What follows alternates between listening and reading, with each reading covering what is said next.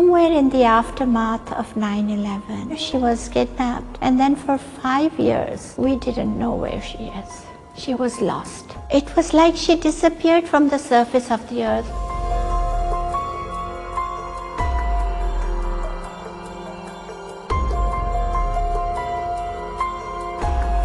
My name is Dr. Fowzia Siddiqui. I'm a neurologist. I am more known as the sister of Dr. Afiyet Sıddıki'yi. She was a very good debater. She spoke very good Arabic, and she was also a Hafiz Quran. Since she was little, she loved toys, and then she had her own children. As she grew older, her passion was children. She was very kind-hearted, and she had a passion. She always stood for the Kashmir cause, for Bosnia, and she would do fundraisers. Noam Chomsky at MIT said that Afiyet Sıddıki is an institution in herself. She was a Hafiz Quran. She loved the Quran. That was her life. And she was very bright and brilliant, always best top grades. She was like a genius. She believed that Islam is a complete way of life, and it is for the modern world. So her dream was to incorporate the Quranic teachings with the modern sciences and modern humanities. So she decided that she wants to bring an educational revolution in Pakistan and in Muslim countries. She came back to Pakistan with her vision. She wanted to open an education city. During this process, she was going to Islamabad to meet with the Senate chairman and people about her curriculum, and she never got to Islamabad. This was in March 2003. Somewhere in the aftermath of 9/11, she was kidnapped, and then for 5 years, we didn't know where she is. She was lost.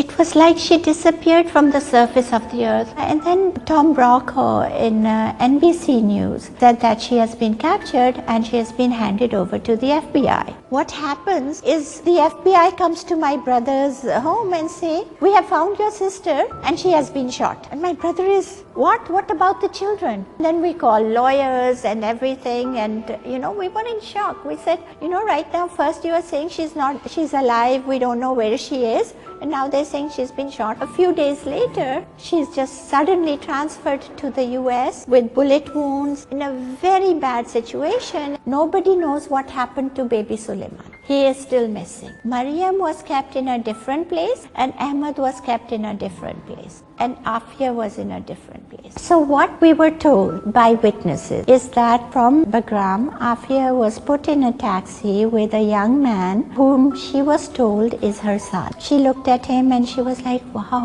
he's grown so much. How long has this been?" They were supposed to go to the governor's house. The governor says he got a phone call saying that there is a terrorist who is dressed like a woman and she is coming to bomb the place. So she's a suicide bomber and there is a young man with her. Order your people, when you see her, shoot on sight. But when she got off, there was the azan. And she heard Hayya ala salah, Hayya ala falah, and she said, "Oh my God, the azan." Instead of going to the governor place, she went towards the azan. By the time she reached the masjid, she fainted. When everyone came and the police came, they said, "Oh, this is the description of the person they were saying is." So they take her. When he gets the call that, "Did you shoot her?" They said that, "No, you are mistaken. She's a very sick woman. She is not any suicide bomber."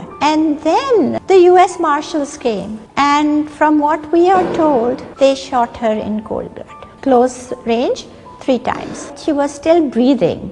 And from there, in that same condition, they took her to the US. They charged her with trying to shoot them, 6 US Marshals. And her in that condition that she can barely walk, she snatched a gun, M4 rifle, which is security locked, and she shot at them. She missed. In self-defense, they shot her. That is the charge they put against her. Well, if she snatched the gun, where are the fingerprints? And there's no bullet holes. The forensic lab said this gun has never been fired. No fingerprints, nothing.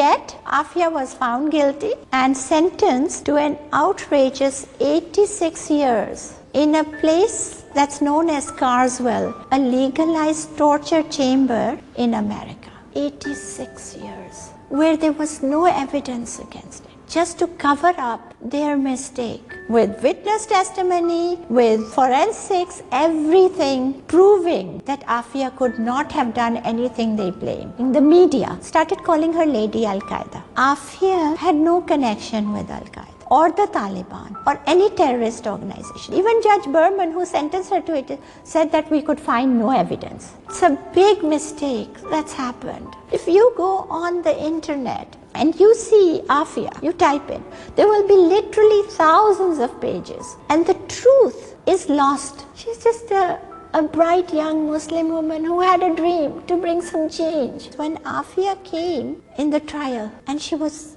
bleeding and that, you know what she asked? That, is there any Muslim left in the world?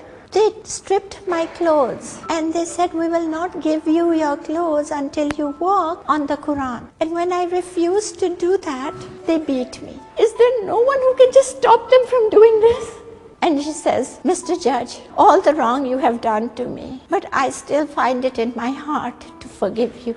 Everyone at that time in the courtroom, they said we were all crying. They did not give me visa to go and attend her trial, but my brother was there. He stood up and he said, Mr. Judge, Honorable Judge, you are sentencing my sister to 86 years. Can I at least give my sister a last hug? You know what the judge did? He took his hammer and said, denied. The former US Attorney General, Ramsey Clark, said Afia's case is the worst case of individual injustice in the history of United States. She should be released immediately. Yet Afia is still locked there in solitary confinement, vindictive guards, psychological torture, physical torture, whatever they can do. The story is very long and it's very sad.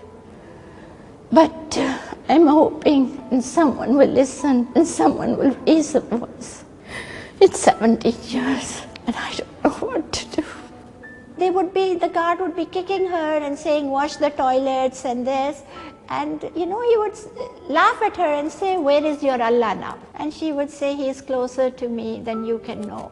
It's been 3 years, not even a phone call. Why is the Muslim Ummah silent for a daughter of the nation, for a daughter of the Ummah who committed no crime, who killed nobody? Why would you leave your sister to be humiliated? Where are my Muslim brothers? Where are my Muslim sisters?